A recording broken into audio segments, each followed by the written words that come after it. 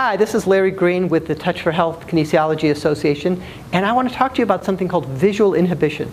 If you're somebody who finds that you fall asleep easily when you're reading or driving, or maybe you just have other problems with your vision, this could be a really useful little technique. So I have Rini here with me today, and we already did a little muscle testing before. Yes. So we've got our muscle testing up to speed, right? Right. Okay. So with visual inhibition, what we find is that different eye places where you move your eyes can cause neurologically the system be stressed. So can we test that with you? Yes. Okay. So can I borrow your arm? So hold here. I'm going to push on your arm. Okay. And we're going to work on the assumption we're already switched on. Okay. And elbow just straight. There you go. Hold here. And I want you to just look straight ahead. Okay. Okay. And hold here.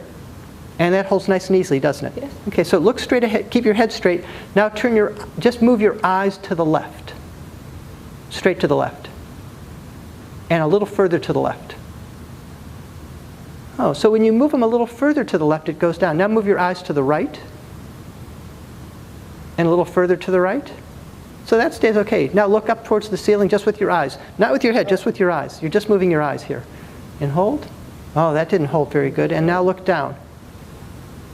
Okay, so looking further to the left and up both cause the muscle, the indicator muscle, to go weak. And now also imagine that you're driving in your car and look in the rear view mirror. Okay, so that seemed to be okay. Okay. All right, so you can put your arm down. So what we found is that with muscle testing, we say if you do a certain kind of movement or pay attention to something, if it's stressful to the system, it's harder to hold. And for you, when you moved your eyes all the way to the left, it didn't hold. And when you looked up, it didn't hold. And you told me just a moment ago that you fall asleep like when you're reading. Yes. Yeah, and it could be, for some people, they fall asleep because when they move their eyes to a stressful position, neurologically, you don't want to do that, go to sleep. Okay? So here's how we fix this. Okay.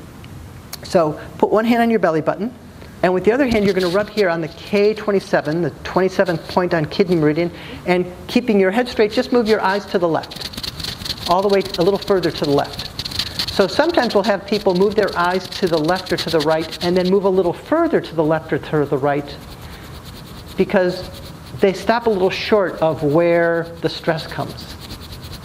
Okay, and now look up also, just with your eyes, while you're still rubbing the K27 points.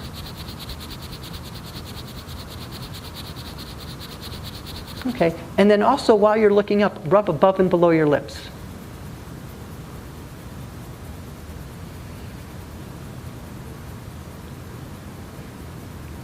Okay.